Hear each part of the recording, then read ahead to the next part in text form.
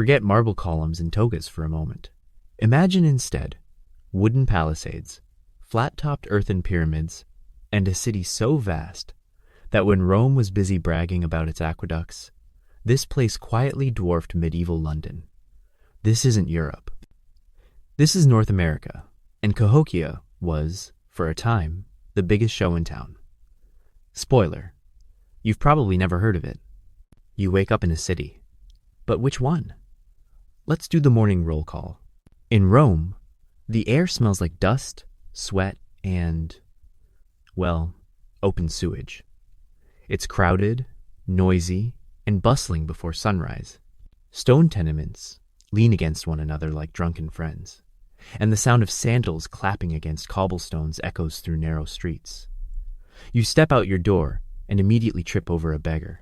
Congratulations. It's another day in the empire's heart. Now, picture Cahokia, around the year 1100 CE. You wake up in a wooden house with thatched roofing, probably near a mound that towers like an artificial hill. The air is damp, heavy with the smell of the Mississippi wetlands, earthy and sweet. Instead of Roman stone, everything here breathes wood, clay, and fire. No aqueducts, no marble, just dirt under your feet, and a skyline dominated by earthen pyramids that took generations to pile up, basket by basket. Here's the plot twist. Cahokia, at its peak, may have had 20, or more people crammed into its limits, possibly even 40. 0 if you're generous with the math. That doesn't sound like much compared to Rome's million-plus inhabitants in the 1st century CE. But remember, when Cahokia was at its height, Rome was already a faded glory. London? Barely a muddy village with a population that could fit inside Cahokia's Grand Plaza. Congrats. You just woke up in a city bigger than almost anywhere else in North America until Philadelphia strutted onto the stage in the 1700s. And yes, the plumbing situation still sucks. Let's do a little sensory tour. In Rome, you've got a cacophony. Carts rattling over stones, vendors hawking figs and olives, the metallic ring of a blacksmith's hammer. The smell of baking bread mixes with the unmistakable stench of humanity, packed far too close together. You can thank the Roman genius for urban planning, but also curse them for not inventing Febreze. Cahokia, meanwhile, greets you with smoke from cooking fires, voices drifting across plazas, and maybe a ritual drumbeat in the distance. Wooden walls creak in the morning humidity. Chickens? Not yet, those come later with Europeans. Instead, you might hear the clatter of tools as farmers head out to maize fields. Here, corn is king. No wine, no olive oil, but plenty of roasted squash, if you're lucky. So, which city feels bigger? Rome flexes with its stone skeleton aqueducts, amphitheaters, temples. Cahokia, in contrast, feels alive in its earth and wood. One has emperors plastered in marble busts. The other has chiefs whose names we've lost to time.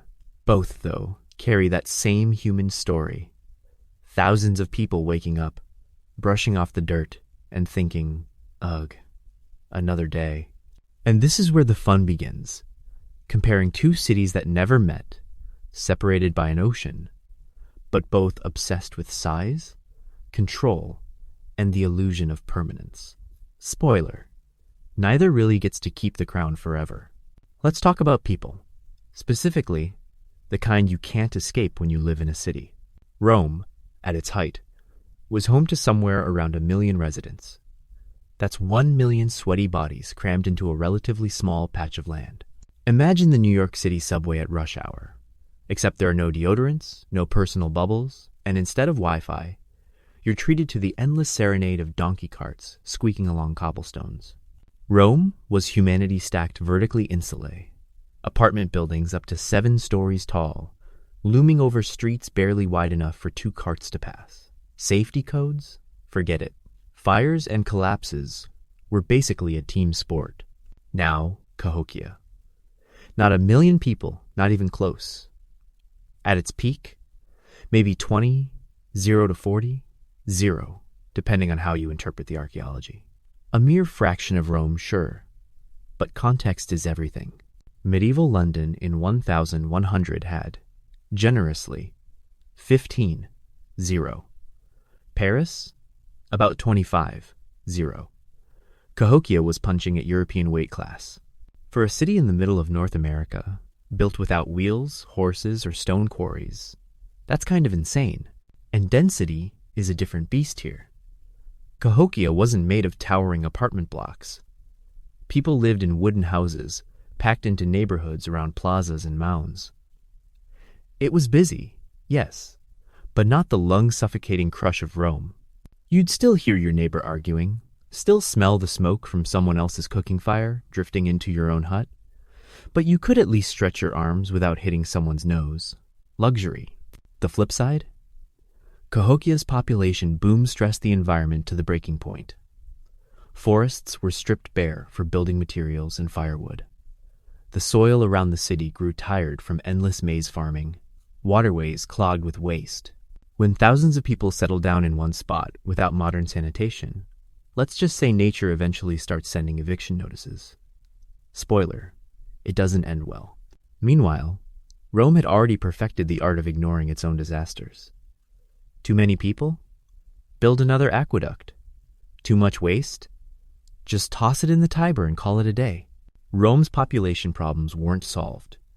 They were simply paved over in stone, hidden beneath grandeur until the cracks split wide open. So, here's the paradox. Rome was the megacity prototype, massive and messy, while Cahokia was the North American experiment in urban living. Both worked, for a while, and both showed what happens when human ambition runs a little too hot. You get crowds, waste, shortages, and the distinct feeling that breathing might actually be bad for your health. Now let's get practical. Because no matter where you live, ancient Rome or Cahokia eventually, you have to deal with the three basics: roads, water, and waste. And spoiler alert, one civilization nailed it, and the other did their best. Rome first. The roads, famously, all led to the city, paved, layered with stone, built to last centuries. Roman engineering meant you could march an army, deliver trade goods, or just take a dramatic stroll while pretending to be important. The aqueducts, masterpieces of gravity and stone, carrying clean water for fountains, baths, and private homes, at least if you were rich. Public baths doubled as social clubs, complete with heated floors and plenty of gossip. Infrastructure was Rome's flex. Look at us. We conquered nature, and we're bathing daily to prove it. Cahokia, meanwhile, had roads 2 wide avenues radiating out from the central mound, laid out with surprising precision.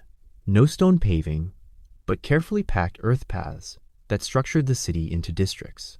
Imagine broad dirt boulevards, filled with processions, traders, and daily bustle.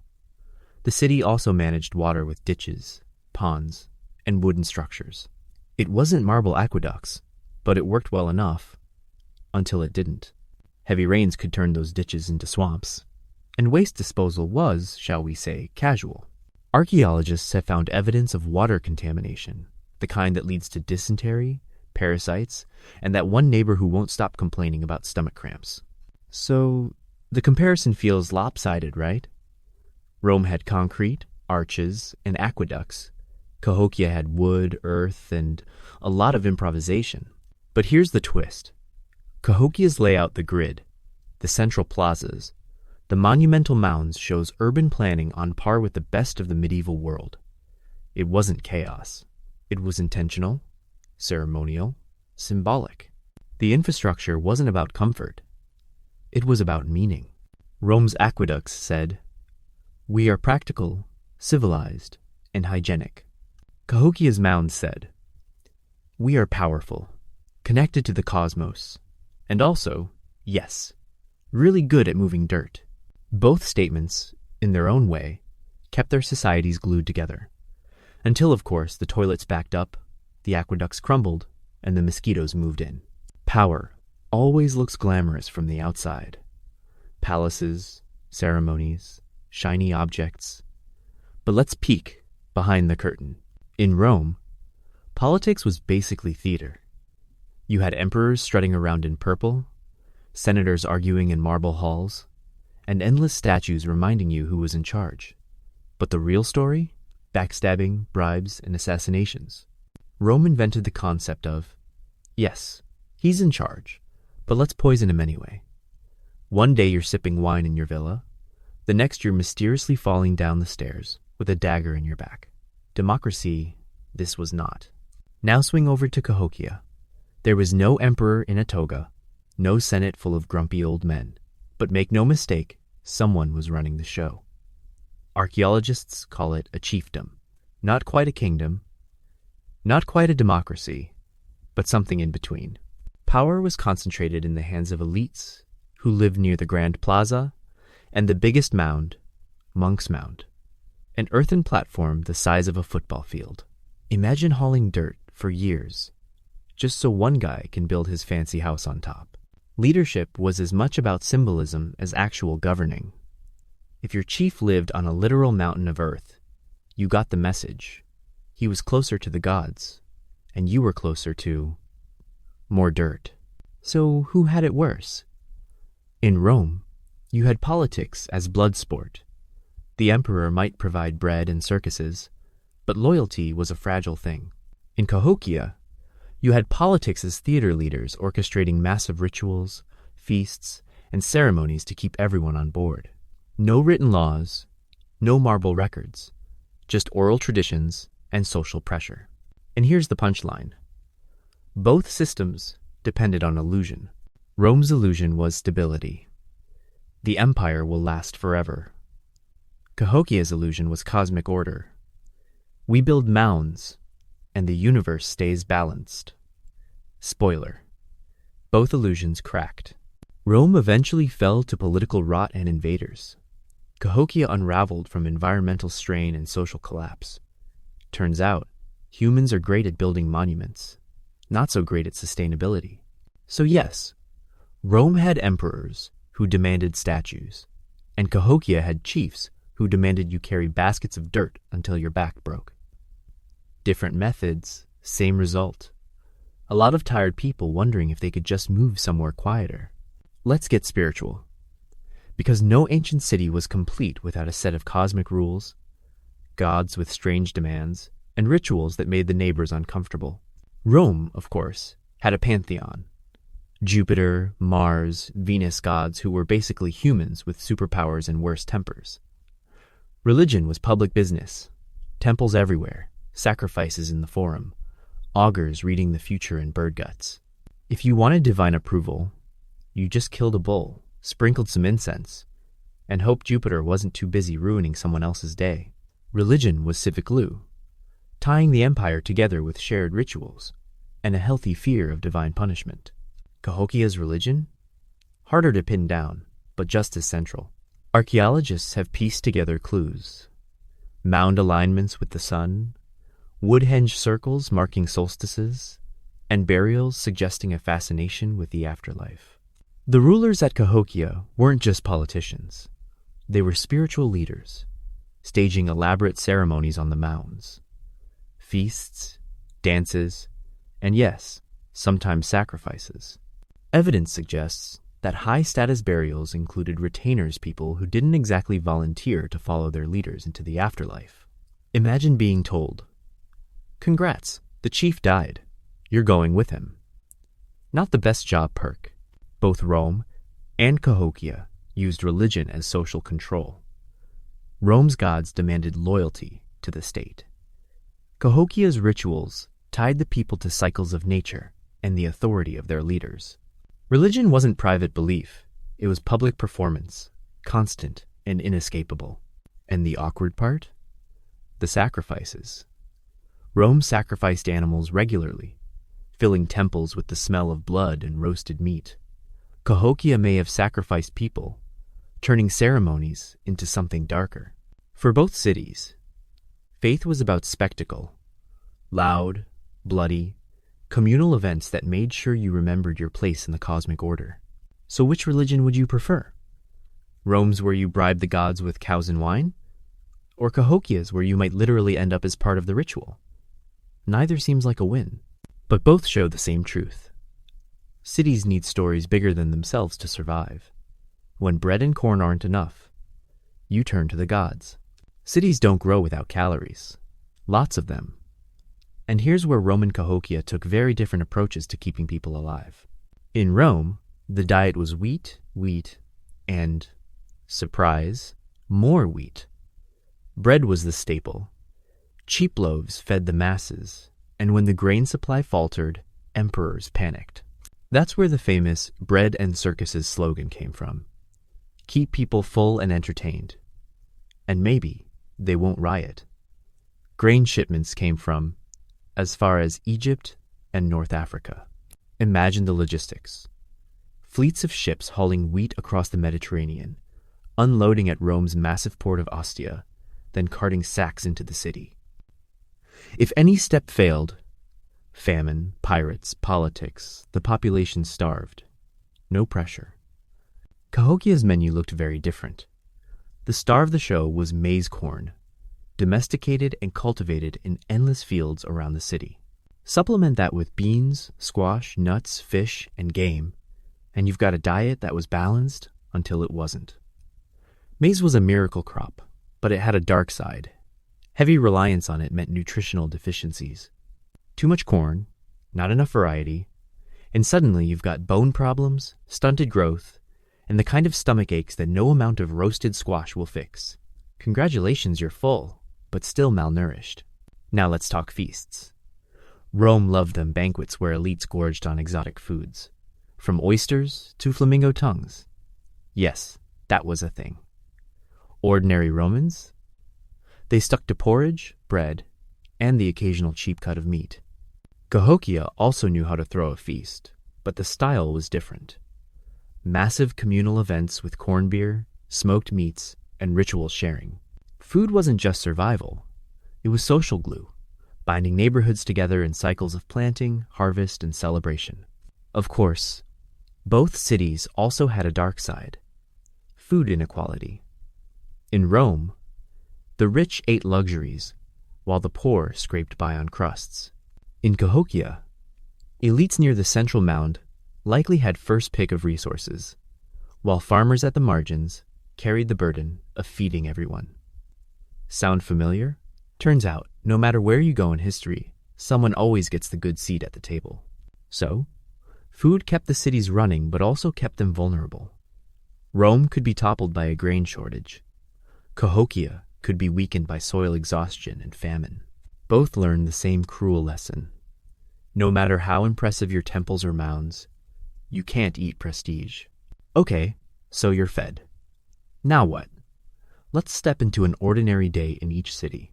In Rome, you wake up in your insula, a cramped apartment, walls thin enough to hear your neighbor argue about goats at 2 a.m. If you're poor, you work as a laborer, hauling, sweeping, or selling whatever you can. If you're middle class, maybe you're a craftsman or a shopkeeper, running a stall near the forum. If you're rich, congrats. You spend your day managing estates while slaves do the actual work. Your biggest problem is deciding which toga looks most dignified. The city itself never shuts up. Merchants yell in the marketplace. Metal workers hammer away. Water sellers splash through streets. And always the traffic. Carts groaning, animals braying, and the occasional elite litter, bearers shoving through crowds. Privacy doesn't exist. Noise is constant. Rome is a city that eats your energy and spits you out. Cahokia, by contrast, feels slower, but not quiet. At sunrise, smoke curls from house roofs as families prepare meals. Farmers head to maize fields outside the palisade. Inside, the plazas stir with traders, artisans, and ritual specialists. You might weave mats, carve tools, or haul materials for yet another construction project.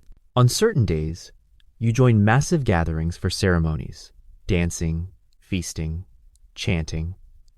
At night, the glow of fires flickers against the wooden palisades, drums echoing across neighborhoods. The pace is different, But the demands are the same: work, community, ritual, repeat. And comfort? Well, don't get your hopes up. In Rome, water flows in from aqueducts unless you're poor, in which case you share a fountain with hundreds of others. In Cahokia, you fetch water from ditches and ponds, hoping it doesn't taste too swampy today. Sanitation is questionable in both. Spoiler: dysentery thrives everywhere. So daily life is a trade-off. Rome offers scale, spectacle, and convenience at the cost of crushing noise and suffocating crowds. Cahokia offers community and ritual connection at the cost of backbreaking labor and, well, swamp water. Different continents, same human condition. You get up, you work, you eat, and you hope the roof doesn't collapse. Let's talk buildings. Because nothing screams civilization like stacking heavy things into shapes and pretending they'll last forever. Rome went big. Stone amphitheaters, marble temples, basilicas with columns that still inspire architects today. The Colosseum alone could seat 0 people, which is basically the population of Cahokia at its peak. Romans loved permanence arches, domes, concrete that hardened into legend. Walk through Rome, and the skyline was jagged with ambition. Aqueducts striding over valleys, statues on every corner, temples gleaming with imported stone. They built like they never planned to leave. Cahokia, on the other hand, didn't bother with stone. Wood, earth, clay, those were the materials of choice. The crown jewel was Monk's Mound, a man-made hill covering 14 acres at its base and rising 10 stories tall. No cranes, no pulleys, just baskets of dirt carried by human backs. Tens of thousands of trips, day after day, until a mountain appeared where none had existed. Then came the wooden palisades, stretching miles, rebuilt again and again as the city grew. Houses lined up in rows, plazas wide enough to gather thousands, ceremonial posts marking solstices. Architecture here wasn't about permanence, it was about presence. The structures were alive, maintained, rebuilt. A city breathing with wood and soil. Rome's buildings were meant to intimidate. "Look at us," the stones said. "We conquered the world." Cahokia's buildings were meant to connect. "Look at us," the mounds whispered. "We are part of the cosmos. Different materials, different purposes, same human obsession with making marks on the landscape." But here's the irony. Rome's stone skeleton still stands, crumbling but recognizable. Cahokia's wooden and earthen monuments? Mostly gone, erased by time, rivers, and bulldozers. Permanence is relative, which means someday, when New York skyscrapers have rusted away, maybe the only thing left will be a suspicious pile of dirt. Congrats, Cahokia wins the long game. So, what did people do for fun, besides not dying? Cities need distraction. Otherwise, everyone notices how awful daily life is. Rome specialized in spectacle. Gladiator games in the Colosseum, chariot races in the Circus Maximus, plays in open-air theaters, blood, drama, slapstick comedy. The Romans had it all. And most of it was free, because emperors knew the deal. Give the people entertainment, and maybe they'll forget the rent's too high. The crowd's roar, the clash of steel, the thunder of hooves. Rome's entertainment was loud, violent, and addictive. Think Netflix, but bloodier. Cahokia's version of fun looked different. No gladiators, no lion maulings, but plenty of communal rituals. Ceremonial dances, feasts, athletic games, including one called Chunky, where players rolled a stone disc across the ground and threw spears to see who could land closest. It sounds simple, but crowds gathered, bets were placed, and reputations were made. Imagine curling mixed with darts, but with more yelling. Entertainment wasn't just distraction. It was glue. Rome's circuses reinforced the emperor's power. He fed you. He entertained you. He kept the chaos under control. Cahokia's rituals reinforced cosmic order. The mounds aligned with the sun. The dances marked the seasons. the chiefs stood as mediators between humans and the divine. Of course, both had their darker sides. Rome's games killed thousands of gladiators and animals, turning suffering into a public pastime. Cahokia's rituals may have included sacrifices. Not every performer volunteered for the spotlight. Entertainment often blurred into religion, politics, and control. Fun, but with consequences. So which city had the better weekend plan? Rome. Flashy, brutal, unforgettable. Cahokia. Communal, rhythmic, deeply symbolic. Either way, you weren't bored. Exhausted, maybe, but never bored. And that's the point in both cities. Distraction was survival. Let's be honest. Getting sick in either Rome or Cahokia was a gamble you usually lost. Rome had doctors. Sort of.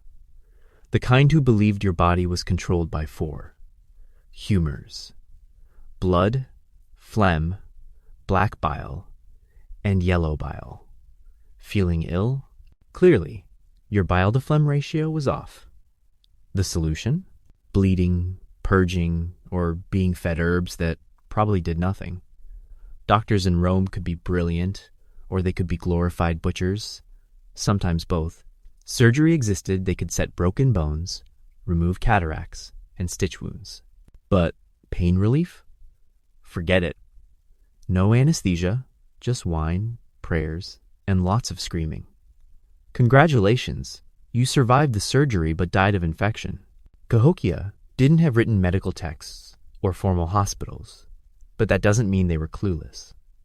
Healers relied on plant-based remedies, rituals, and experience passed down through generations. Herbal medicine was powerful willow bark for pain, sumac for wounds, tobacco for rituals. And sometimes, it worked better than Rome's humors. But without antibiotics or modern sanitation, infection and disease still ran rampant.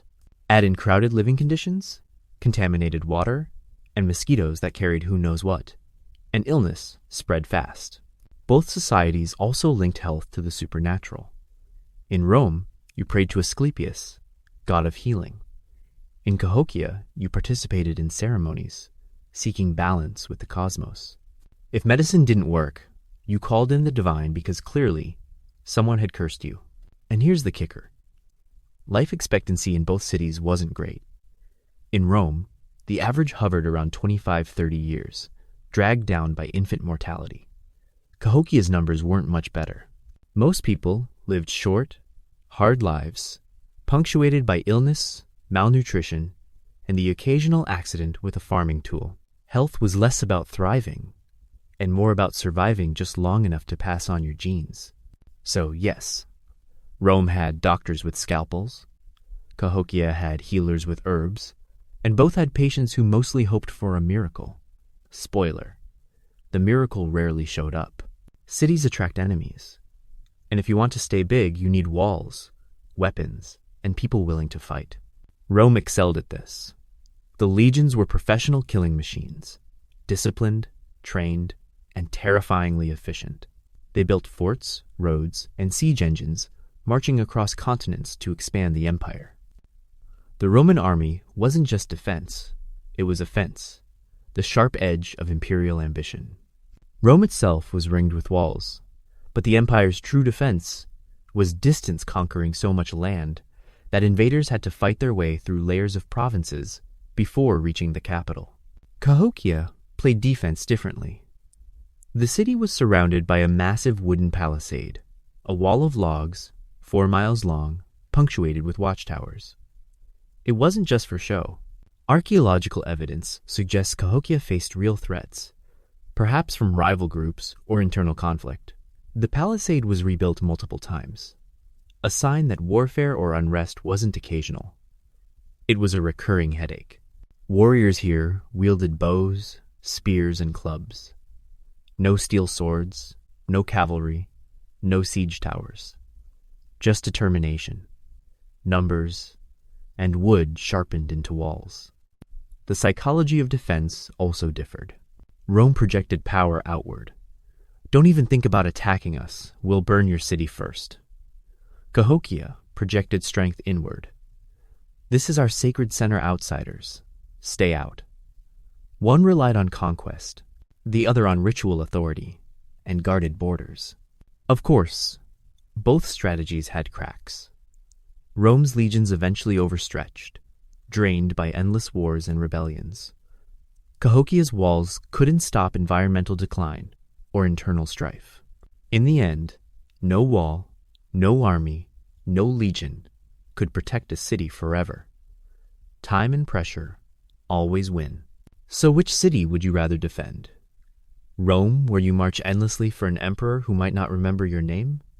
Or Cahokia, where you rebuild the palisade every few decades and hope the neighbors don't torch it? Neither sounds appealing. But hey, at least you'd get some exercise. Every city is hungry not just for food, but for stuff. Shiny, rare, exotic things that prove you're connected to a bigger world. Rome was the Walmart of the ancient world. Its empire stretched so far that trade routes connected Britain's tin, Egypt's grain, India's spices, and China's silk. Walk through a Roman market, and you'd find wine from Gaul, olives from Spain, marble from Greece, perfumes from Arabia. The Mediterranean was basically a Roman lake, filled with merchant ships sailing under imperial protection. And if pirates showed up, Rome sent legions to wipe them out. Trade was power, and Rome flaunted it. Cahokia was landlocked, but don't underestimate its networks. The Mississippi River was its superhighway, linking the city to vast regions of North America. Artifacts prove Cahokians traded for copper from the Great Lakes, shells from the Gulf Coast, obsidian from the Rockies, mica from Appalachia. Imagine the journeys, goods traveling hundreds of miles by canoe, carried by people across forests and rivers, eventually ending up in Cahokia's plazas. The city wasn't isolated. It was plugged into a continent-wide system. What did they trade? More than goods, they traded ideas, symbols, and rituals. A Cahokian wearing a copper ornament wasn't just fashionable. They were signaling connections to distant lands, spiritual power, and elite status. In Rome, a silk robe meant wealth. In Cahokia, a shell gorget carved with sacred symbols meant the same thing. Humans everywhere love showing off. But trade came with risks. Rome's massive appetite drained provinces and sparked rebellions when taxes got too heavy. Cahokia's reliance on distant goods tied it to fragile networks. If relationships soured or routes collapsed, prestige faltered. And both cities faced the same truth. Without trade, urban life crumbles. Cities don't feed themselves. They sponge off the countryside and demand more, always more. So, Rome had ships cutting across seas. Cahokia had canoes gliding through rivers, and both had the same hunger for stuff they couldn't produce. Luxury is the one addiction humans never shake. Now let's step outside the city walls, because no matter how impressive your monuments are, the environment always gets the final word. Rome sat in a Mediterranean climate, mild winters, hot summers, fertile soil, perfect for wheat, olives, grapes. The land was generous, but Rome was greedy. Deforestation, overfarming, and erosion took their toll. By the later empire, grain had to be imported from North Africa and Egypt. Rome looked mighty, but it was dependent to parasite on distant lands. And when those supply lines broke, famine followed. Cahokia was nestled in the Mississippi floodplain-rich bottomlands that could feed thousands with maize. For a while, it worked beautifully. The city ballooned, fueled by corn and wood. But the land tired quickly. Forests disappeared under the demand for firewood and construction. Soil lost fertility. Add in periodic floods and droughts, and suddenly, the city wasn't sustainable. Archaeologists have found layers of evidence erosion, deforestation, even signs of climate shifts like the Little Ice Age beginning to creep in. Here's the irony. Both Rome and Cahokia thought they were permanent, but both were environmental gamblers. Rome bet on empire to solve its shortages. Cahokia bet on ritual order to keep the world in balance. Neither strategy stopped reality. You can't pray away soil exhaustion, and you can't conquer your way out of climate change forever. The lesson? Cities grow like fires. They burn bright, consume everything around them, and then flicker out when the fuel is gone. Rome left ruins of stone. Cahokia left empty mounds. Both, in their own way, are reminders that nature always collects rent, and the bill always comes due. Cities aren't just buildings and roads. They're people bumping into each other, whispering, arguing, and occasionally plotting murder over a loaf of bread. Rome was stratified. Patricians, plebeians, freedmen, slaves, everyone had a slot. If you were rich, your day included lounging, managing estates, and attending banquets. If you were poor, you hauled goods, swept streets, or begged in the forum.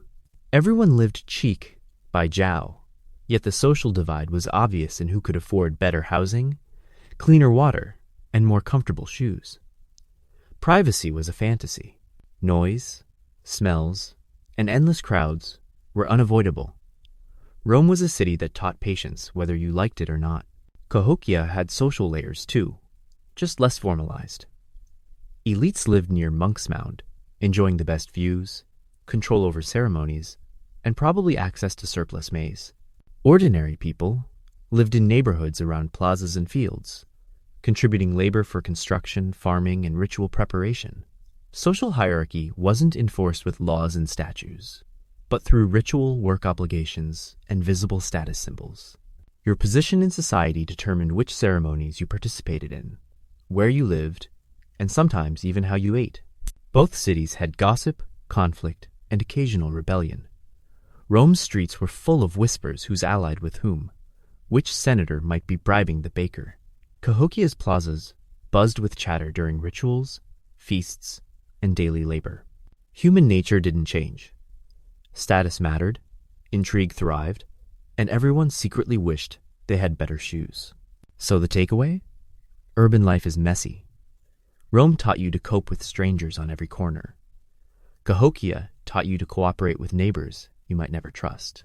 Both lessons come with long-term consequences. In Rome, political tension simmered and exploded. In Cahokia, social stress may have amplified collapse when resources failed. Let's talk brains. Because cities aren't just built with wood and stone, they're maintained by people who know stuff. Rome prized literacy, at least for the elite. Wealthy children attended schools to read Latin and Greek, memorize poetry, and practice rhetoric. Public libraries existed, and some texts have survived for millennia. Knowledge was a tool of power. The more educated you were, the better you could navigate law, politics, and trade. But literacy was a privilege. Most of Rome's population relied on oral instruction, apprenticeships, and the occasional street performer to teach practical skills. Ignorance wasn't shameful. It was survival. Cahokia had no written language as far as we know. But that doesn't mean knowledge was absent. Skills, traditions, and histories were memorized and passed down orally. Craftsmen taught apprentices. Ritual specialists transmitted ceremonies and cosmology.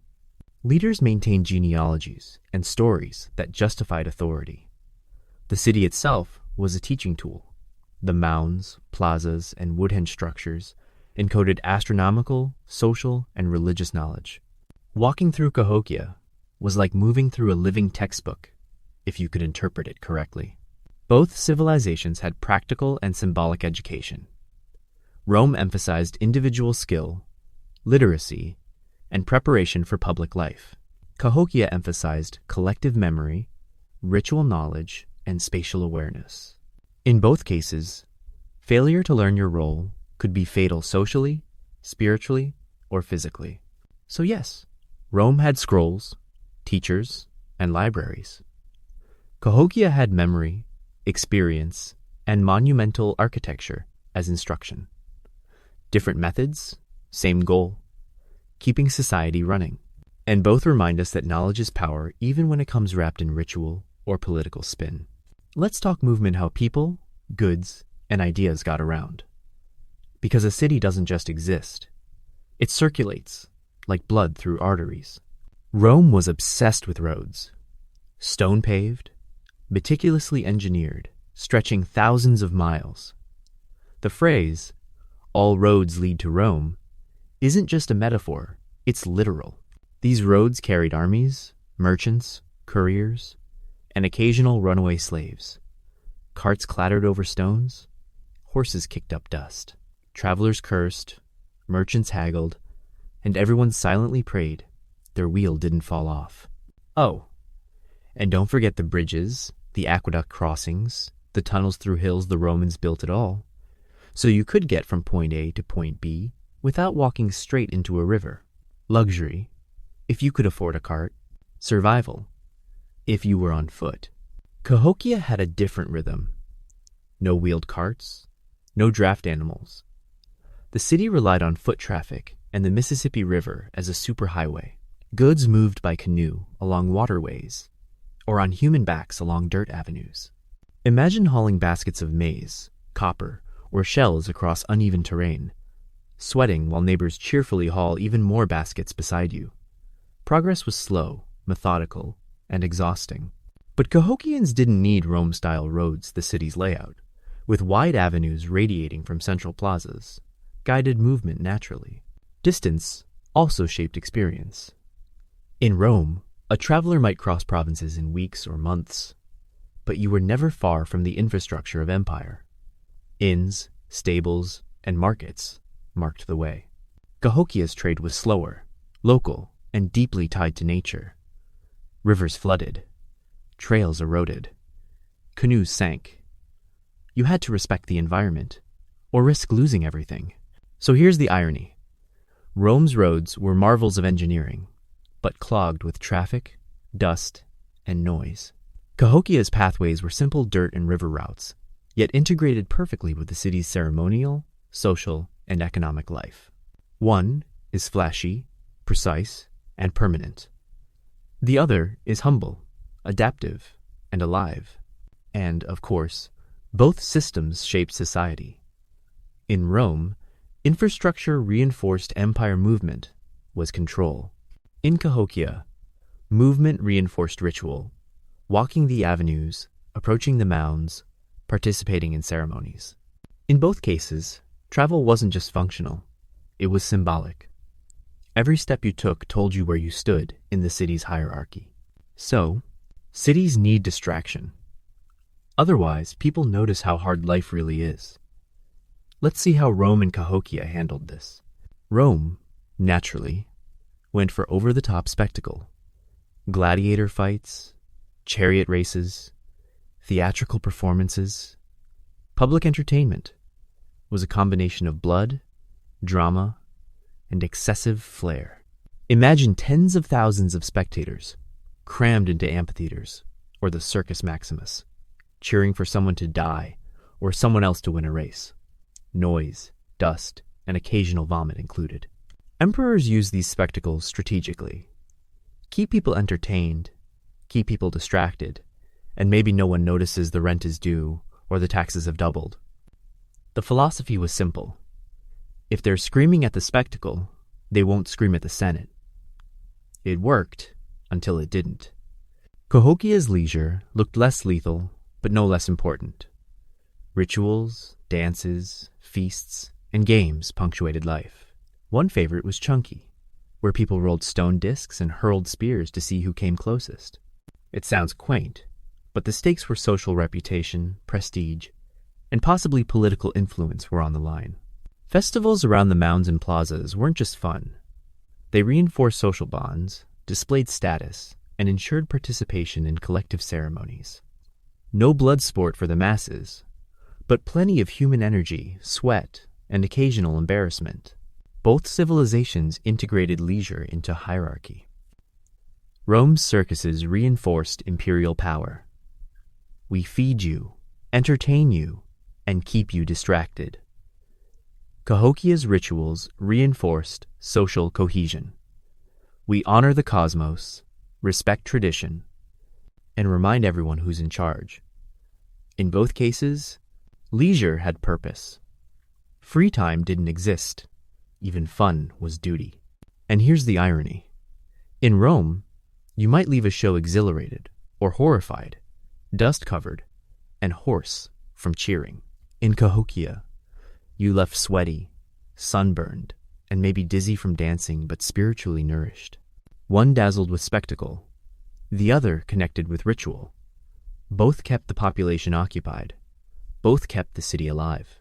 So, if you were a citizen, which would you prefer? Watching a man get eaten by lions in the Colosseum?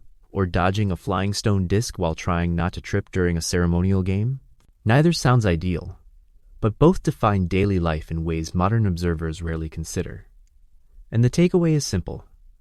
Entertainment is never just fun. It's a mechanism to organize, control, and remind people why they show up every day. Rome provided awe, adrenaline, and occasionally death. Cahokia provided connection, exertion, and occasionally humiliation. Either way, life was loud, exhausting, and impossible to ignore. Every city has a story about why it exists and who, or what, keeps it running. Religion in Rome and Cahokia served that purpose, but in very different ways. In Rome, gods were everywhere and opinionated. Jupiter, Mars, Venus deities who behaved like humans, only with better armor and worse tempers.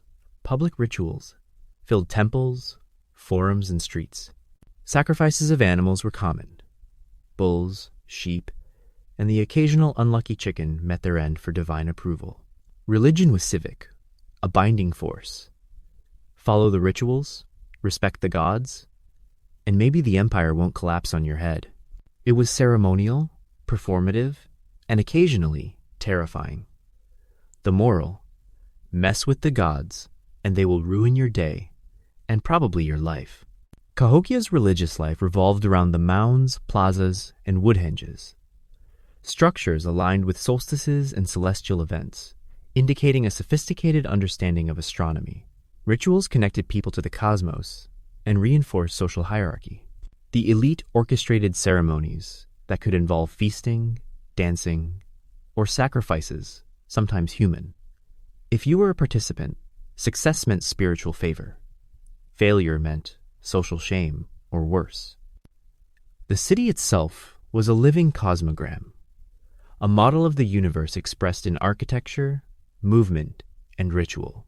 Both civilizations relied on religion to maintain social cohesion.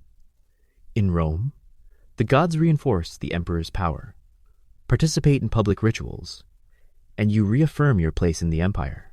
In Cahokia, ritual maintained communal order. Show up at the plazas, follow the ceremonies, and you acknowledge the authority of chiefs and cosmic cycles. Disobedience was risky in either case. Divine wrath in Rome, social and spiritual consequences in Cahokia. And here's the irony. Roman gods demanded offerings, attention, and occasional animal slaughter, while Cahokian rituals demanded labor, participation, and sometimes personal sacrifice. Both systems intertwined the sacred and the political, teaching citizens their place in the world through ceremonies, symbols, and spectacle. Religion wasn't private belief, it was public performance. So, imagine waking up in either city. In Rome, you might hear the tolling of temple bells, smell incense, or see blood dripping from a sacrificed animal. In Cahokia, you might see smoke hurling from ceremonial fires, hear drums echoing across the plazas, or witness offerings at Monk's Mound. In both cases, daily life was framed by the unseen and the extraordinary, reminding everyone subtly, or not so subtly, that humans are never really in charge. Religion, in both worlds, was less about comfort and more about survival. In Rome, ignore the gods, and you risk misfortune. In Cahokia, ignore ritual, and you risk social ostracism or spiritual imbalance. The lesson? Cities are built on more than stone or dirt. They're built on belief. And belief, as history shows, can be just as powerful as armies, walls, or wealth. Where you live shapes your day, your comfort, and occasionally, your chances of surviving the week. Rome and Cahokia had very different approaches, each with its own charm and hazards. In Rome, the majority of people lived in insulae, Multi-story apartment blocks stacked like overambitious Lego towers. Floors above the ground were often rickety, made of wood over stone, prone to collapse, fire, or both. Lower floors were coveted for stability and convenience. Upper floors offered cheaper rent, but a higher chance of plunging into someone's market stall below. Plumbing was limited, toilets were shared, and privacy was practically non-existent. You could hear your neighbors arguing, sneezing, or performing other less polite activities. Rome's housing was efficient, dense, and occasionally lethal, a city where simply going to bed could be hazardous. Cahokia's housing was quieter, but just as demanding. People lived in wooden structures with thatched roofs, often arranged around plazas and ceremonial mounds. Houses were single-family, usually rectangular, with packed earth floors and smoke venting through holes in the roof. Comfort was relative. You were protected from rain and wind, but insects were a constant companion. Heat from cooking fires stayed inside, sometimes too well. Crowding wasn't the issue. Instead, labor was. Maintaining your home required constant attention, repairing walls, replacing thatch, hauling water, and keeping pests in check. Both cities reveal a clear social hierarchy in housing. Rome's elite enjoyed villas with private baths, gardens, and mosaics, literally a palace compared to the crowded insulae. Cahokia's chiefs or high-status figures lived on or near Monk's Mound, the largest earthen platform, signaling power and proximity to the cosmos. Ordinary Cahokians had simpler dwellings, still functional, still connected to the central plazas where life, ritual, and politics converged. There's irony here. Rome's housing was a vertical gamble. Higher floors meant cheaper rent, but greater risk of collapse.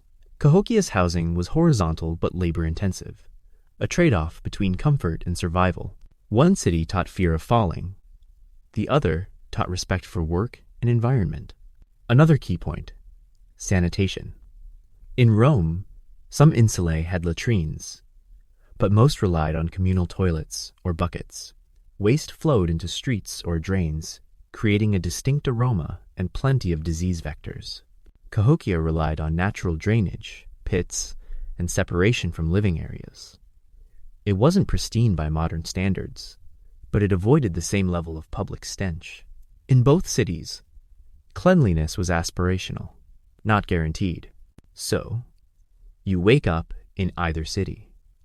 In Rome, you dodge dripping water from the floor above, listen to arguments from your neighbors, and hope the building doesn't collapse. In Cahokia, you sweep the dirt floor, tend the roof, and check the fire before leaving for work or ritual.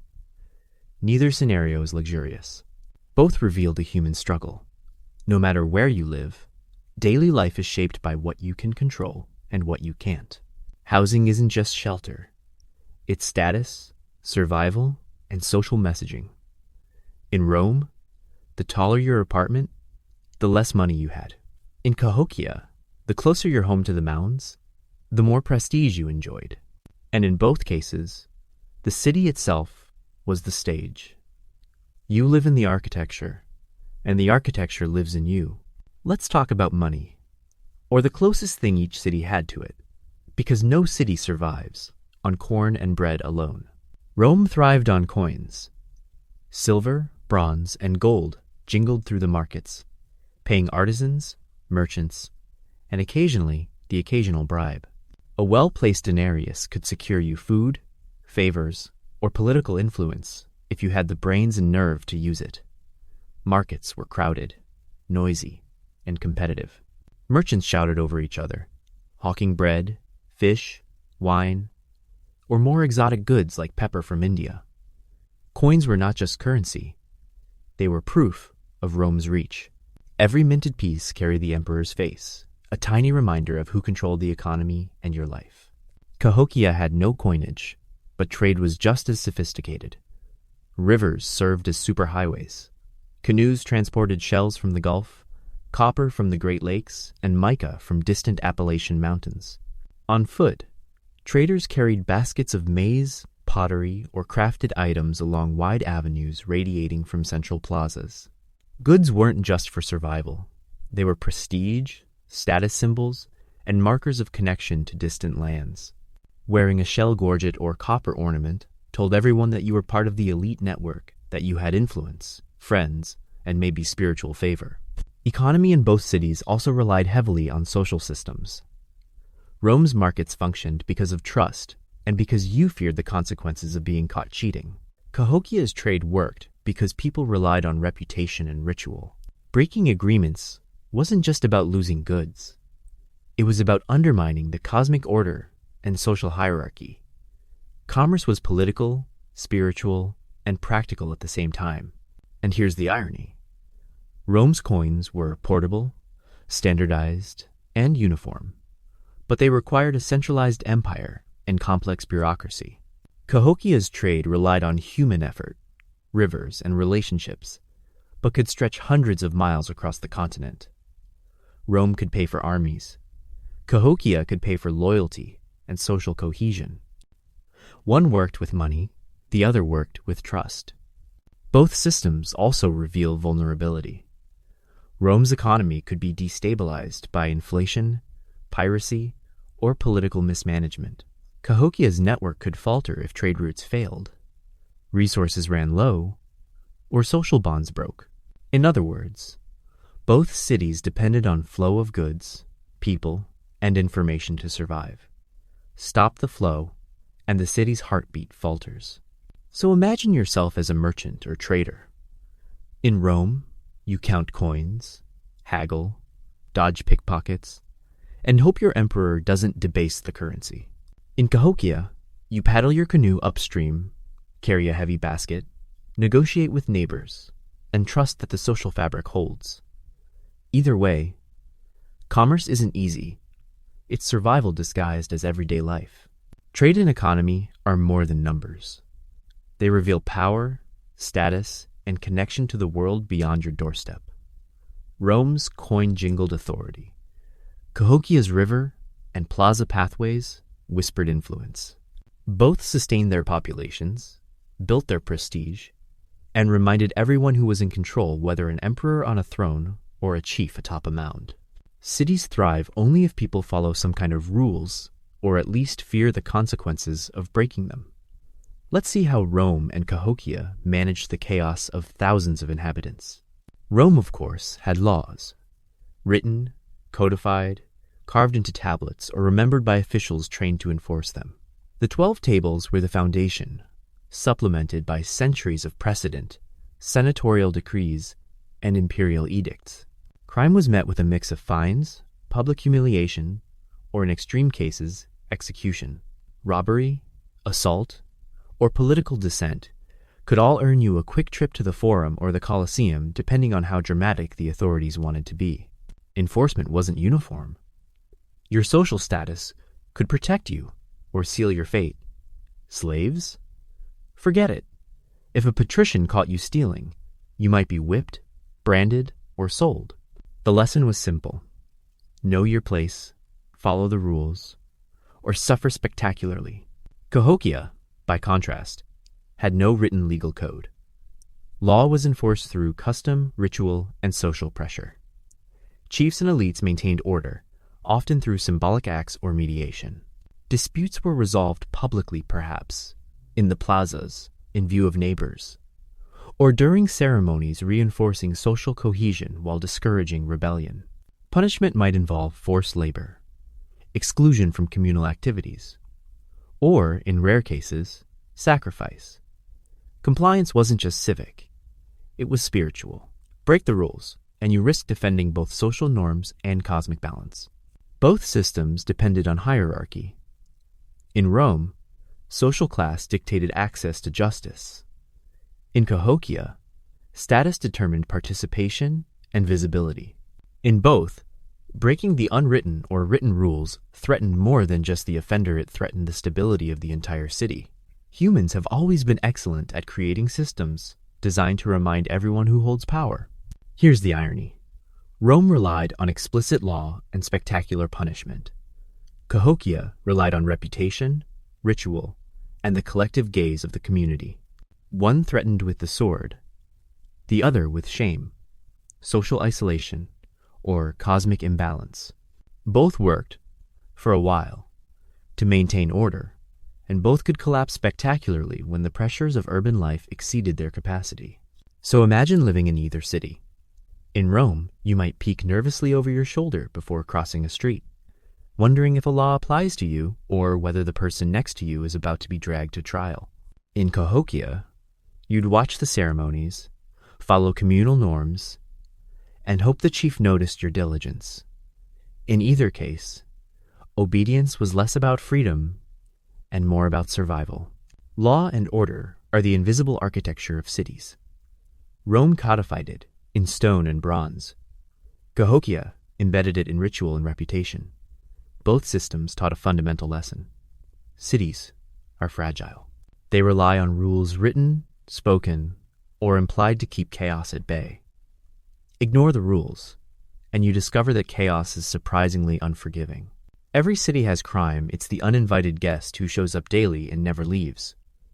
Rome and Cahokia approached it differently, but neither offered much sympathy to lawbreakers. In Rome, crime was a public spectacle. Pickpocketing, burglary, or swindling could lead to fines, beatings, or execution. Sometimes, the punishment was designed to entertain the masses. Public humiliation in the forum, branding, or, for serious offenses, exposure to wild animals in the Colosseum. Slaves bore the brunt of most laws. One misstep, stealing bread, running away, or insubordination, and your life could be over, often spectacularly. For free citizens, social status provided some protection, but justice was uneven. Sometimes, the law was a blunt tool. Other times, it was a theater of terror, reminding everyone who held power. Cahokia's approach was subtler, but equally effective. With no written code, justice relied on communal memory, ritual, and social consequences. A thief might be forced to labor, publicly shamed during ceremonies, or temporarily excluded from feasts and gatherings. Offenses against social or spiritual norms could threaten cosmic balance, adding a layer of fear absent in Rome's legal texts. Essentially, breaking the rules risked more than your immediate safety. It risked your social standing and spiritual integrity. Imagine being banned from a festival because you borrowed someone's maize without asking. Social death can be worse than physical harm. Both cities understood that punishment had to serve more than one purpose: deter, educate, and reinforce authority. In Rome, the law relied on fear and spectacle. In Cahokia, it relied on social pressure and ritual reinforcement. In both, enforcement created order, reminding citizens that disobedience came with real consequences. Here's the irony. Rome's punishments were loud, bloody, and memorable. Cahokia's were quiet, symbolic, and psychologically effective. One involved swords, fire, or wild animals. The other involved shame, labor, and cosmic disfavor. Both shape behavior efficiently, and both reveal a simple truth. Humans respond to risk, whether physical or social. Imagine your day in either city. In Rome, you might dodge guards while trying not to anger the neighbor who is definitely on the wrong side of the law. In Cahokia, you participate in ceremonies, knowing your behavior is being observed and recorded in communal memory, one misstep, and the consequences ripple outward. Neither scenario offers comfort. Both remind you that cities are built as much on obedience as on stone, wood, or dirt. Crime and punishment are the glue holding urban life together. Rome codified it in statutes and spectacle. Cahokia encoded it in ritual, reputation, and participation. One is dramatic and immediate. The other is slow, pervasive, and psychologically penetrating. Both work until they don't. And history tells us that pressure, scarcity, or internal conflict eventually breaks even the most well-structured systems. So, the takeaway? Cities are fragile, and humans are predictable. Break the rules, and you will pay loudly or quietly, physically or socially, immediately or over time. Life in either city is a lesson in careful navigation. Walk the line or someone a magistrate, a chief, or the cosmos itself will remind you exactly who's in charge. Every city has one invisible enemy: water. Not just the lack of it, but the way it moves, smells, and spreads disease. Roman Cahokia handled it differently, but neither option was perfect. Rome had aqueducts monumental, impressive, and endlessly useful. Water flowed from distant mountains into the city, filling public fountains, baths, and private homes of the elite. Luxury, right? Except the plumbing didn't reach everyone. The poor relied on communal fountains, public baths, or buckets hauled from nearby sources. Waste? It ran through open drains, into streets, or, if you were unlucky, straight into your neighbor's kitchen. Smell? Constant? Disease? Thriving. Rome's water system was engineering genius, but hygiene genius? Not so much. Cahokia didn't have aqueducts, but it did have rivers, streams, and carefully planned drainage.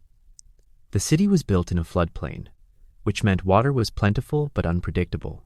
Residents dug pits, ditches, and channels to manage drinking water, waste, and irrigation. Practical? Yes. Comfortable? Less so. You drank from ponds or filtered sources, carried water long distances, and relied on gravity and observation to keep the city dry during seasonal floods. Cleanliness was relative, and waterborne diseases were probably common. Both cities demonstrate a universal truth: managing water is managing life. In Rome, it was centralized, engineered, and spectacular if you were near the front of the line. In Cahokia, it was distributed, labor-intensive, and adaptive if you were willing to haul a bucket every morning. Both systems worked, until they didn't. A broken aqueduct, a contaminated pond, or an unusually high flood could wreak havoc. The irony? Rome's aqueducts survived millennia. Cahokia's channels and drainage mostly vanished. Stone outlasts wood and dirt, but surviving infrastructure doesn't mean the system was safer or easier. You could have all the engineering or all the labor and still get sick, wet, or worse. Daily life in either city meant negotiating water constantly. In Rome, you jostled for your fountain, scrubbed in public baths, and hoped you didn't touch someone else's filth. In Cahokia, you drew water from a pond, filtered it as best you could, and prayed the flood didn't wash away your efforts. Neither option was convenient. Neither option was risk-free. Water and sanitation are more than infrastructure. They are social control, labor management, and survival strategy. Rome's aqueducts displayed imperial power and order. Cahokia's drainage and river systems displayed ingenuity, communal effort, and respect for the environment. Both reveal the same lesson. Urban life is a constant negotiation with nature, and ignoring the problem has consequences. So next time you turn on a tap, remember, ancient cities didn't just fight enemies and manage trade. They fought water itself. And whether it flowed through stone channels or muddy rivers, life was never as simple as quenching thirst. Cities survive only by bending water to human will. And even then, the threat is always waiting, silent, invisible, inevitable. People notice what you wear. Cities revolve around status, labor, and survival, and clothing is the first line of communication. Rome and Cahokia had very different wardrobes, each telling you who you were, what you did, and occasionally whether you would survive the day. In Rome, clothing broadcast social status with brutal clarity. The toga was the ultimate symbol, heavy, cumbersome, and clearly marking you as a citizen with certain privileges. Worn incorrectly, or by the wrong person, and you risked social ridicule, or worse, suspicion of impersonating someone more important. The plebeians wore simpler tunics, often patched, faded, or smelly from repeated use. Sandals were common, leather sometimes thin, occasionally non-existent. Wealthier Romans adorned themselves with jewelry, dyed fabrics, and hairstyles that demanded time and attention and slaves to maintain them. Fashion in Rome was not just vanity, it was hierarchy made visible. Cahokia had no silk or togas, but clothing was equally telling.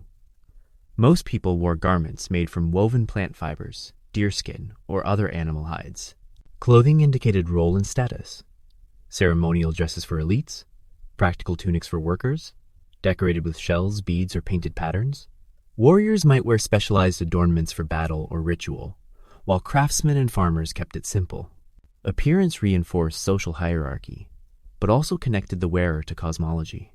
Certain patterns or decorations aligned with ceremonial practices, marking you as someone in sync with the city's ritual order, or dangerously out of line. Both societies made appearance mandatory. Rome used it to separate classes, while Cahokia used it to align people with social and spiritual duties. In both, ignoring dress codes could be hazardous. The Roman patrician who slumped in a tunic might lose face. The Cahokian, who failed to wear ritual adornment, might invite social and spiritual disfavor. In other words, clothing was not optional. It was a tool of survival and social navigation. Practicality also played a role. Rome's tunics and sandals were fine for streets, forums, and mild Mediterranean weather. Cahokia's garments had to withstand seasonal extremes, from hot summers in open plazas to cold winters without central heating. Both required maintenance, washing, repairing, and occasionally improvising with whatever materials were available. Both systems demanded constant attention to detail, lest daily life become uncomfortable or dangerous. Here's the irony. Rome's clothing broadcast wealth and citizenship, but was often impractical and restrictive. Cahokia's clothing broadcast status and spiritual alignment, but demanded labor and ingenuity to maintain. Both systems reinforced social order, communicated hierarchy, and subtly reminded everyone of their place in the city's hierarchy. So imagine waking up in either city. In Rome, you tug on your toga or patched tunic, glance at sandals that might fall apart mid-walk, and hope no one notices your amateur draping. In Cahokia, you tie your plant fiber tunic, adjust a shell necklace, or check that ceremonial adornments are intact before leaving for work, ritual, or trade. In both cases, clothing shapes identity, enforces hierarchy, and subtly controls behavior. Clothing is more than fabric. It's power, survival, and social signaling wrapped around your body. Rome did it with conspicuous display. Cahokia did it with ritual and function. Both remind you, in the city, appearances are never just appearances. They are a map of society, worn on your skin, visible to all, impossible to ignore. Cities feed themselves, or they collapse. Let's look at how Rome and Cahokia managed the daily miracle and disaster of putting food on the table. Rome relied on wheat, bread, and more bread. Olive oil, wine, and occasional meat supplemented the diet, if you were rich. The poor survived on cheap bread, legumes, and whatever vegetables were available in the market. Street food existed sausages, fried fish, pastries, but hygiene was questionable, and spoilage was a constant threat. Grain shipments from Egypt and North Africa kept Rome fed, but when ships were delayed or pirates struck, famine lurked at the edge of daily life. Surprise, ancient logistics were risky. Hunger, disease, and occasional revolt were always possible side effects of relying on long-distance imports. Cahokia relied heavily on maize corn, the backbone of survival. Beans, squash, and local fruits supplemented the diet, along with fish, deer, and small game. Food was local, but that didn't make it easy. Seasonal flooding, drought, and soil exhaustion demanded constant attention. The city produced surplus, but distributing it fairly was a challenge. Work and ritual obligations often determined who ate first and who went hungry when harvests were poor. Corn didn't just feed the body, it fed status and ritual. Elite feasts could display wealth and reinforce hierarchy, while ordinary people labored to sustain the city and its ceremonial calendar. Both civilizations understood the social dimension of food. In Rome, banquets and feasts were as much about politics and display as nourishment. A lavish dinner could demonstrate power, wealth, or influence. Cahokia's feasts served similar purposes, often tied to ceremonies or seasonal festivals. Eating was never purely about filling your stomach. It was participation in social and spiritual life. And here's the irony. Rome imported food over thousands of miles, yet starved when supply lines faltered. Cahokia relied on locally grown staples, yet still faced famine during environmental stress. The more complex your system, the more spectacularly it could fail. Civilization is a balancing act, and food is the tightrope. Daily life was shaped by diet in subtle ways. In Rome, citizens queued for grain distributions, bargained in markets, and risked illness from contaminated food. In Cahokia, people tended crops, prepared communal meals, and participated in ritual feasts, all while hoping the harvest was generous enough to sustain the city. Hunger was constant, but so was ingenuity. Food is more than nutrition. It's power, hierarchy, ritual, and survival. Rome demonstrated it through logistics, trade, and public spectacles. Cahokia demonstrated it through agriculture, ceremonial practice, and social coordination. Both relied on human effort to convert the land into sustenance, and both remind us that no city survives long without feeding its people. So, as you imagine waking up in either city, think about your breakfast. In Rome, it might be stale bread with watered-down wine. In Cahokia, it might be corn porridge with a side of beans and fish, all while your neighbors work in the fields and prepare for ritual events. In both cases, eating is more than survival. It's a lesson in hierarchy, labor, and the precariousness of urban life. Cities survive not just on food and walls, but on knowledge and how well it's passed from one generation to the next. Rome and Cahokia approached learning very differently, but both relied on humans remembering what mattered. In Rome, education was formal if you were wealthy enough to afford it.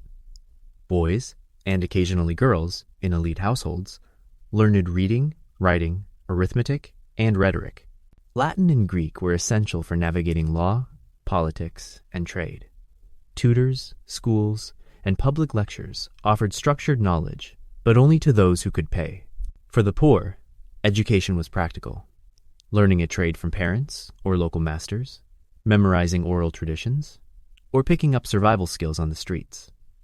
Literacy was both privilege and power. If you could read, you could influence, negotiate, and manipulate. If you couldn't, you were largely at the mercy of those who could. Cahokia had no written language, but knowledge thrived through oral tradition, observation, and practice. Skills were taught by apprenticeship. Craftsmen trained apprentices. Ritual specialists passed down ceremonial knowledge, and elders instructed the youth on social norms. The city itself was a textbook. Monks' mound, plazas, and wood-henge structures encoded astronomical, social, and spiritual lessons. Participating in ceremonies was education. Working the fields was education. Watching and remembering the patterns of the sun, moon, and stars was education. Forget these lessons, and your place in society, and possibly your spiritual alignment, could be at risk. Both civilizations relied on repetition and practice. In Rome, recitation, memorization, and structured study reinforced knowledge. In Cahokia, repeated ritual, apprenticeship, and observation reinforced memory. In both cases, learning was as much about survival as advancement. Forget the lessons, and you jeopardize your social standing, your livelihood, or your health. Here's the irony. Rome's written education could survive centuries, preserved in texts and scrolls. Cahokia's oral education disappeared unless humans remembered it, and memory is fallible. Yet, for centuries, Cahokia thrived without writing, transmitting knowledge through architecture, ritual, and communal participation. One required ink and parchment. The other required focus, participation, and attentive eyes. Daily life in either city demanded constant learning. In Rome, you memorized laws, routes, trade procedures, and social etiquette. In Cahokia, you remembered ceremonial protocols, agricultural schedules, and communal expectations. Both systems created citizens capable of sustaining the city, but failure to learn or to teach could have serious consequences. Knowledge is more than facts. It's power, survival, and social cohesion. Rome codified it in texts and institutions. Cahokia codified it in ritual, architecture, and memory. Both remind us that cities are living organisms, sustained not only by food and labor, but by the careful transmission of what humans know, do, and expect from one another. So imagine waking up in either city. In Rome, a young boy recites Latin while sweeping the floor. In Cahokia, a youth follows the elders, learning which plants heal, which rituals matter, and which mounds to approach with respect. In both cases, education isn't optional, it's essential. And without it, you risk falling out of step with the city itself. Even in ancient cities, people needed breaks. Life is hard, labor is constant, and boredom is lethal. Rome and Cahokia both found ways to occupy minds and bodies, though their approaches were very different. Rome went big. Gladiator fights, chariot races. Theater performances entertainment was loud, public, and often lethal. Tens of thousands of spectators crowded into arenas, cheering, shouting, and occasionally vomiting from excitement or the smell of overcooked street food. The spectacle served multiple purposes: distraction, social cohesion, and reminding the population of who had power. Emperors understood the principle well. Give them bread and blood, and they won't notice how much you tax them. And it worked until the empire started crumbling anyway. Cahokia's entertainment was subtler, but no less essential. Ritual dances, ceremonial feasts, and games such as chunky stone disc rolling and spear-throwing contest provided social bonding, competition, and hierarchy reinforcement. The stakes were never just fun. Skill in games could enhance status, demonstrate spiritual favor, or influence communal decisions.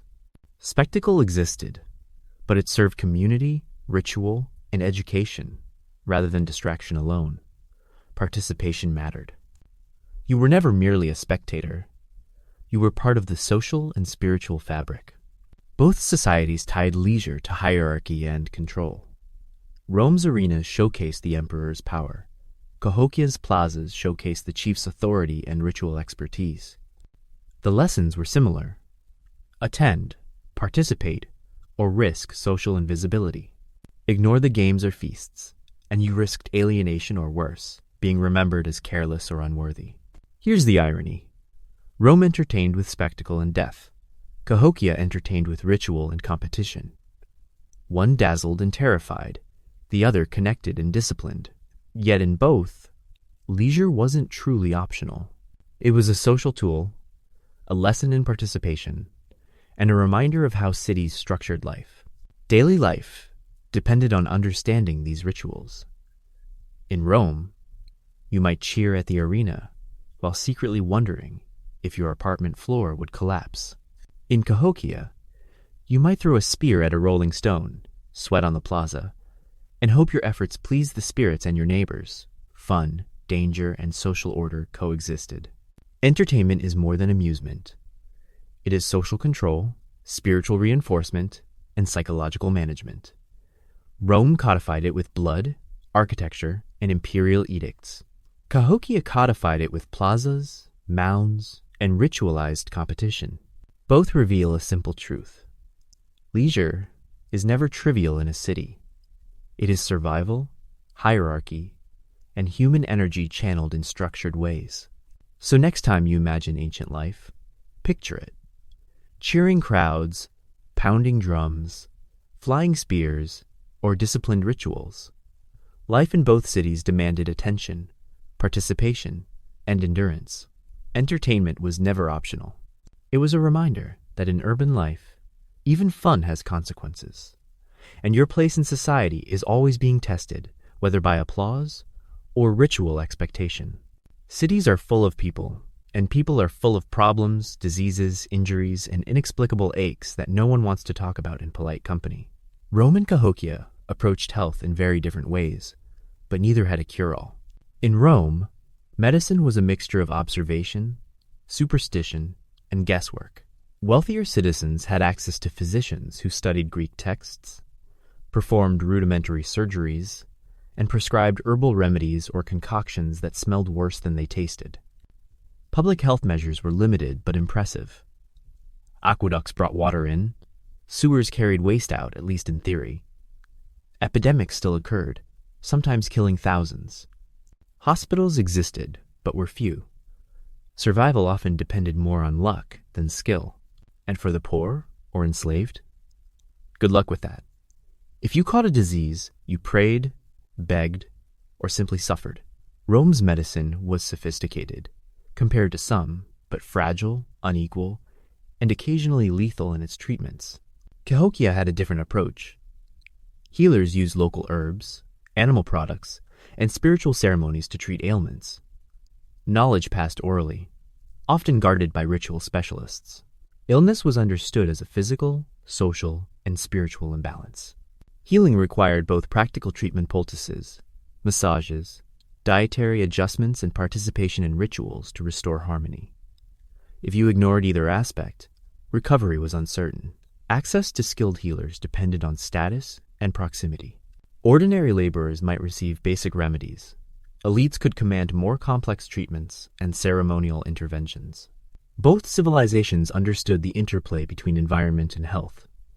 Rome's dense housing, public baths, and shared streets spread disease as efficiently as armies spread empire. Cahokia's floodplains, close quarters, and labor-intensive lifestyle created similar risks. Infection didn't discriminate. Luck, status, and timing mattered more than anything else. Here's the irony. Rome had more written medical knowledge, textbooks, and physicians, yet epidemics devastated cities with predictable regularity. Cahokia, with no written records, maintained relative health through observation, ritual, and communal knowledge. One relied on science and authority. The other relied on experience and collective memory. Both systems worked until they didn't. Daily life demanded awareness. In Rome, you washed, sweated, and avoided the streets as best you could, hoping disease didn't find you. In Cahokia, you balanced diet, ritual, and herbal treatment, trusting tradition and experience to protect you. Neither approach guaranteed survival, but both offered strategies to navigate uncertainty. Medicine and health are more than treatments. They are social systems, rituals, and lessons in human vulnerability. Rome codified its approach with texts, physicians, and public infrastructure. Cahokia codified it with knowledge, ritual, and communal participation. Both reveal a simple truth. Life in a city is precarious, and humans invent systems, scientific or spiritual, to cope with what they cannot control. So imagine waking up in either city. In Rome, you smell herbs and incense, hear the murmur of a physician's advice, and hope your apartment isn't crawling with disease. In Cahokia, you prepare a poultice, follow ritual instructions, and pray the spirits approve. In both cases, survival is never simple, and your health is always, subtly, a reflection of your place in society. Cities are magnets for conflict. Rome and Cahokia weren't exceptions. Both faced threats internal, external, and occasionally just from the neighbor who got tired of your noise. Rome's defense was formal, organized, and brutal. Legions patrolled borders, forts dotted the empire, and city walls like those of Rome itself were massive, imposing, and designed to intimidate. Training was relentless.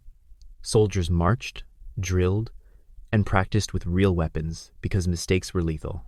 If invaders breached a city, panic ensued, and even the wealthiest citizens weren't guaranteed safety. Military discipline reinforced social order.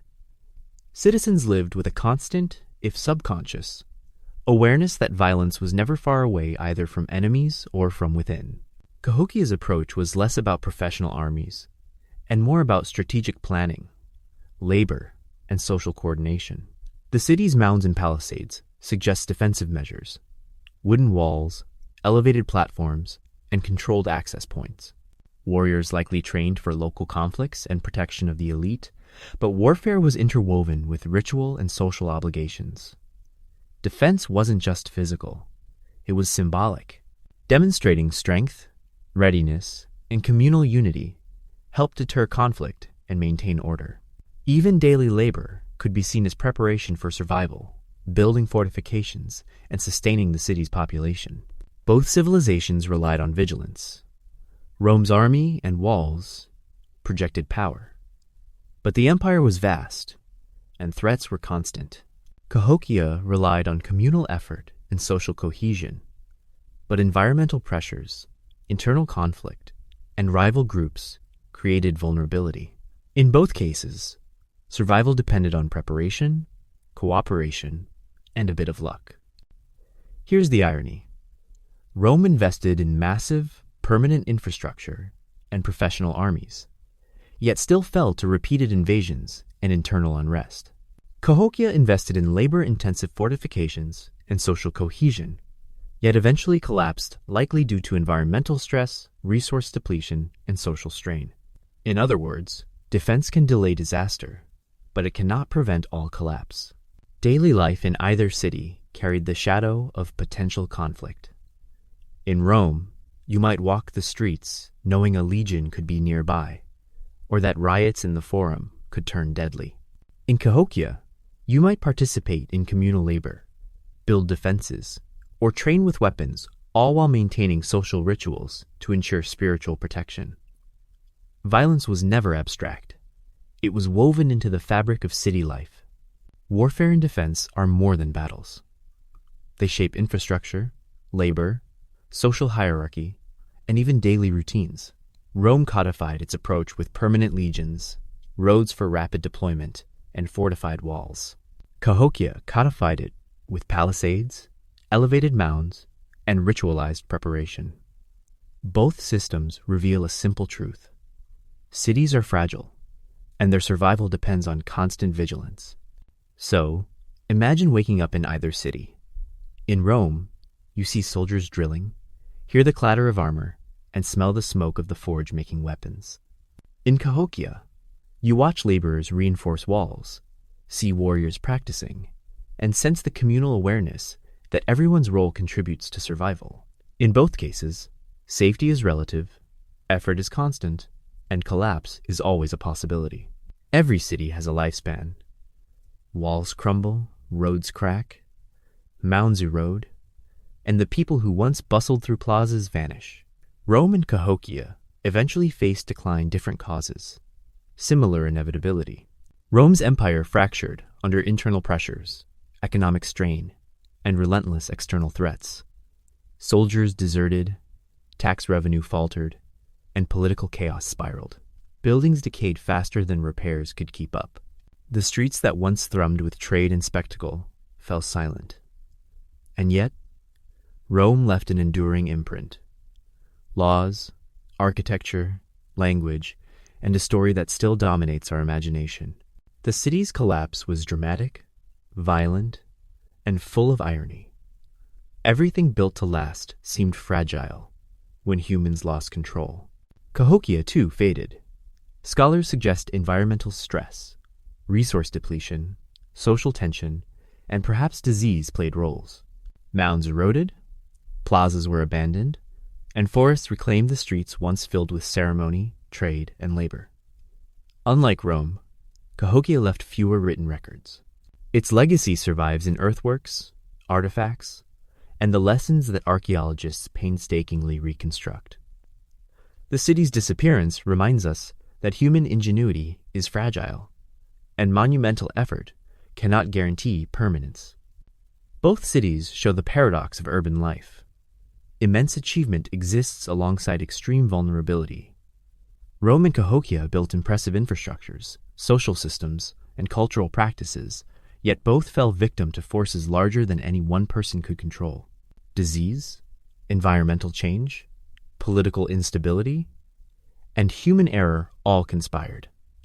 Cities are brilliant experiments, but they are also temporary arrangements against time and entropy. And yet, remnants remain. Roman roads still guide modern streets. Colosseum walls still tower over Rome. Cahokia's mounds mark the landscape, silent but persistent, hinting at rituals, hierarchy, and human ambition. Both cities teach us that legacy is not just in survival, but in influence. Ideas, structures, and cultural memory often outlive the people who built them. Here's the subtle irony. Both cities were at the peak of human innovation, yet neither was immune to collapse. Rome's grandeur couldn't protect it from political instability and external invasions. Cahokia's organization and ingenuity couldn't protect it from environmental and social pressures. Human effort can shape landscapes and societies, but it cannot fully tame chance or nature. Imagine walking through either city in its final days. In Rome, streets are quieter, walls scarred, and markets less crowded. In Cahokia, plazas are empty, mounds overgrown, and smoke from ceremonial fires long gone. Life continues elsewhere, but the once great cities exist only in memory, stone, and soil. And yet, the lessons remain. Human creativity, organization, and resilience are extraordinary, but so is fragility. So, what survives? Rome survives in laws, architecture, and the imagination of future generations. Cahokia survives in mounds, artifacts, and the subtle imprint of human coordination, labor, and ritual on the landscape. Both cities remind us that urban life is a delicate balance of ingenuity, labor, hierarchy, and adaptation, and that even the greatest achievements are subject to the relentless passage of time. In the end, both Rome and Cahokia teach the same lesson. Cities are alive, fleeting, and fragile. They thrive because of human effort, cooperation, and creativity. And they decline because the forces they depend on are never entirely under human control. If you visit their remnants today, you see silence, stone, and earth. But you also see persistence, proof that, even in collapse, cities leave echoes of life, society, and ambition. And maybe, just maybe, that is the most enduring legacy of all.